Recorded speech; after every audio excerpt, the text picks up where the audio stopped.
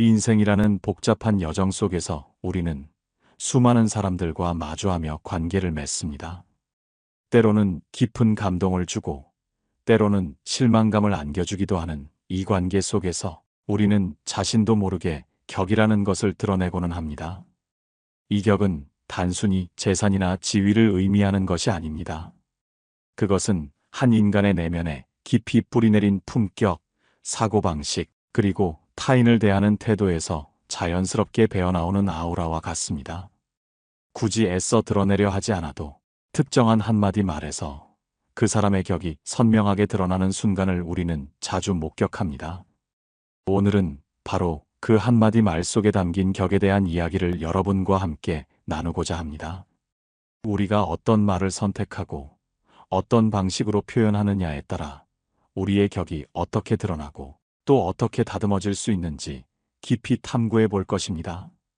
이 시간을 통해 여러분의 삶에 진정한 품격과 세련됨을 더하는 지혜를 얻으시길 바랍니다. 우리는 살아가면서 많은 것을 배우고 쌓아갑니다. 지식과 경험, 기술, 그리고 때로는 재물까지도 말입니다. 하지만 이 모든 것보다도 중요하며 동시에 가장 얻기 어려운 것이 바로 격이라고 생각합니다. 격은 한 사람의 내면이 단단히 여물었을 때 자연스레 풍겨나오는 향기와 같습니다.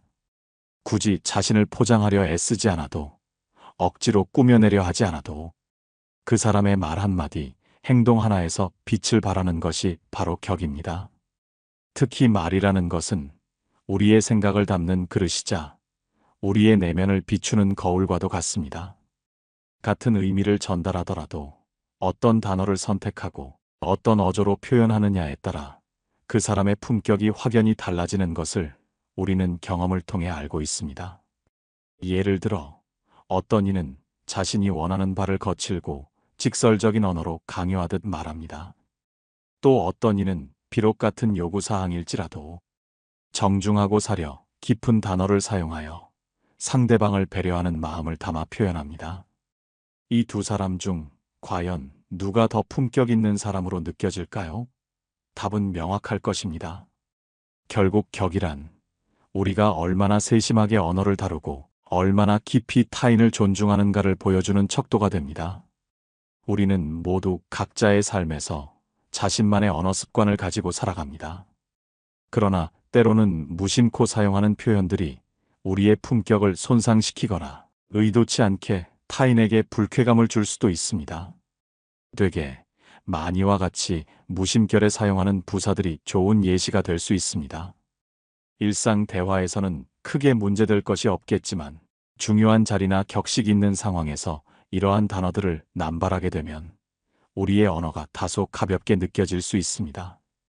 대신 매우, 무척, 퍽, 사뭇, 썩, 꽤, 제법, 잠옷, 대단히, 정말, 참, 상당히와 같은 다양한 부사들을 상황과 맥락에 맞게 적절히 활용하는 것은 우리의 언어에 깊이와 세련됨을 더해줄 것입니다. 내일은 많이 덥지 않겠습니다라고 말하는 대신 내일은 그다지 덥지 않겠습니다라고 표현하는 것만으로도 훨씬 더 정제된 느낌을 줄 수 있습니다. 이처럼 미묘한 단어 선택 하나가 우리의 격을 한 단계 끌어올리는데 중요한 역할을 합니다. 이러한 언어적 선택은 단순히 어휘력을 뽐내는 것을 넘어 우리가 얼마나 섬세하게 상황을 인지하고 타인을 배려하며 소통하려 노력하는지를 보여주는 지표가 됩니다. 언어는 곧 우리의 인격과 연결되어 있음을 잊지 말아야 합니다. 또한 문장의 명확성 역시 품격 있는 언어 사용의 중요한 요소입니다. 때때로 우리는 중의적인 표현이나 모호한 문장 구조로 인해 의도와는 다른 의미를 전달하고는 합니다. 쉼표 하나, 단어의 위치 변경만으로도 문장의 의미가 확연히 달라질 수 있음을 우리는 간과해서는 안 됩니다. 예를 들어 이웃이 밭에 제초제 치는 것을 도롱뇽을 살리려고 온몸으로 막기도 했다는 문장은 누가 제초제를 막았는지 불분명하여 혼란을 야기할 수 있습니다. 하지만 도롱뇽을 살리려고 이웃이 밭에 제초제 치는 것을 온몸으로 막기도 했다와 같이 쉼표를 적절히 사용하거나 문장 구조를 변경하면 의미가 훨씬 명확해집니다. 의는 우리가 타인에게 얼마나 명확하고 정확하게 우리의 생각을 전달하고자 하는지를 보여주는 태도이며, 이러한 태도 자체가 바로 품격의 발현입니다. 명확한 의사소통은 오해를 줄이고 신뢰를 쌓는 기본이 되며, 의는 품격 있는 관계를 형성하는 데 필수적인 요소입니다. 언어는 단순히 의사소통의 도구를 넘어 한 사람의 내면을 비추는 창과 같습니다. 어떤 단어를 선택하고 어떤 문장으로 표현하는가는 곧 그 사람의 사고방식과 가치관을 드러냅니다. 예를 들어, 원래라는 단어 대신 본디라는 고유어를 사용하는 것은 단순히 어휘력의 차이를 넘어섭니다. 그이는 원래 성품이 고와 대신 그이는 본디 성품이 고와라고 말할 때, 후자는 훨씬 더 고상하고 품격 있는 울림을 선사합니다. 의는 우리가 언어의 깊이와 아름다움을 이해하고 그것을 존중하여 사용하려는 태도를 보여주는 것입니다. 이처럼 섬세한 언어 선택은 우리의 정신적인 풍요로움과 여유를 간접적으로 드러내는 행위이기도 합니다. 또한 한국어에는 리을, 이응과 같은 울림소리가 많아 듣기 좋으며 서로, 설레다처럼 시옷과 리을이 들어가는 단어에 아름다운 표현이 많다는 분석이 있습니다. 이러한 우리말의 특징을 이해하고 활용하는 것도 품격 있는 언어 생활의 한 부분이 될 것입니다. 우리말의 아름다움을 인식하고 그 잠재력을 최대한 발휘하는 것은 곧 우리의 문화적 소양과 감수성을 높이는 일과 같습니다. 외국인들이 한국어의 아름다움을 인지하고 있으며, 특히 사랑이라는 단어의 발음, 의미, 그리고 한글의 시각적 형태에서 우아함과 섬세함을 느낀다고 합니다. 안녕, 아름답다, 예쁘다 등의 단어도 긍정적인 반응을 얻고 있다는 사실은 우리말이 가진 보편적인 아름다움을 증명합니다. 우리가 이러한 우리말의 장점을 더욱 적극적으로 활용하고 다듬는다면 우리의 언어는 더욱 세계적으로 빛을 발할 수 있을 것입니다. 더욱이 우리는 무심코 사용하는 외래어나 일본어투 표현을 경계해야 합니다. 우리말에는 그 의미를 더욱 풍부하고 정확하게 표현할 수 있는 아름다운 순우리말들이 많습니다. 이러한 표현들을 적극적으로 발굴하고 사용하는 것은 우리말에 대한 사랑과 이해를 보여주는 동시에 우리의 언어를 더욱 격조 있게 만드는 길입니다. 일상생활에서 무심코 사용하는 외래어 일본어투 표현을 지양하고 순우리말 표현을 적극적으로 사용하는 것은 단순히 언어 순화를 넘어 우리 고유의 정신과 문화를 보존하고 발전시키는 중요한 일입니다. 이러한 노력은 우리의 언어에 대한 자부심을 높이고 더욱 풍부하고 깊이 있는 소통을 가능하게 합니다. 또한 굉장히와 같은 단어의 원래 의미를 이해하고 사용하는 것도 중요합니다. 굉장히는 넓고 크고 굳세고 웅장하다는 뜻의 한자어에서 유래했습니다.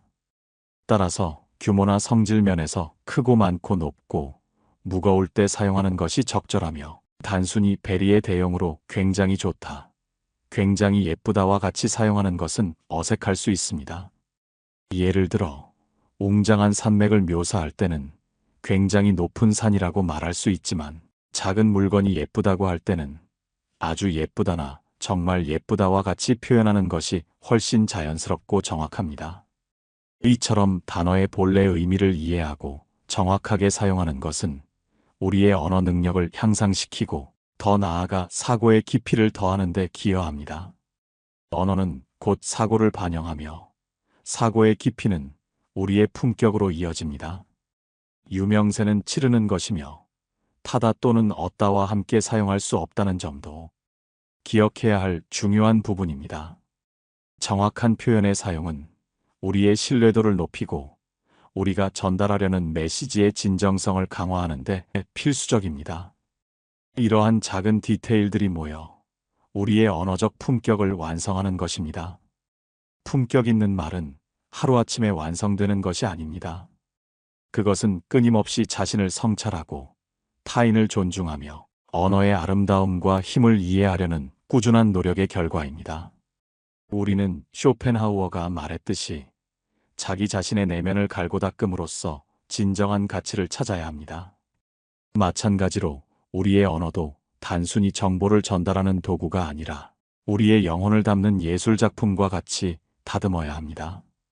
강성군의 저서 정확한 말, 세련된 말, 배려의 말 및 한국어 발음, 실용소사전을 참고하여 더욱 풍부하고 정확한 한국어 표현을 익히는 것도 좋은 방법입니다.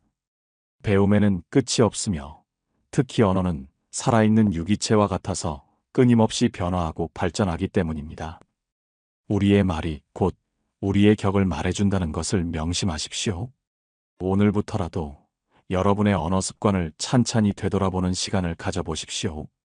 혹시 무심코 사용하는 단어들 중에 여러분의 격을 떨어뜨리는 것은 없는지, 혹은 더 아름답고 품격 있는 표현으로 대체할 수 있는 것은 없는지 깊이 고민해 보십시오. 작은 변화가 큰 차이를 만들어낼 것입니다. 단어 하나를 고르는데 심혈을 기울이고 문장 하나를 다듬는데 정성을 쏟는다면 여러분의 말은 더욱 빛나고 힘을 얻을 것입니다. 그리하여 여러분은 굳이 자신을 내세우려 하지 않아도 그저 평범한 대화 속 한마디 말에서 자연스럽게 품격과 존재감을 드러내는 사람이 될 것입니다. 품격 있는 언어는 단순한 의사소통을 넘어 상대방에게 깊은 인상을 남기고 긍정적인 관계를 형성하는 데 기여합니다. 우리가 사용하는 언어가 타인에게 위로와 공감을 줄 수 있다면 그것이야말로 진정한 품격의 증거일 것입니다. 삶의 진정한 아름다움은 화려한 겉모습이 아니라 보이지 않는 내면의 깊이에서 나옵니다. 그리고 그 내면의 깊이는 우리가 사용하는 언어 속에 고스란히 담겨 있습니다. 우리의 언어가 우리의 사상과 감정을 정교하게 표현하는 도구가 될 때 우리는 비로소 진정한 자아를 발견하고 타인과 더 깊이 소통할 수 있습니다. 이 짧은 시간이 여러분의 언어를 나아가 여러분의 삶을 더욱 품격 있게 가꾸어 나가는 작은 시작점이 되기를 진심으로 바랍니다. 여러분의 말 한마디 한마디가 세상을 더욱 아름답게 만들고 여러분의 삶을 더욱 풍요롭게 하는 힘이 되기를 응원합니다. 이 모든 노력은 궁극적으로 여러분 자신을 더욱 성숙하고 지혜로운 존재로 성장시키는 과정이 될 것입니다. 여러분의 삶이 언어의 품격으로 더욱 빛나기를 바랍니다. 감사합니다.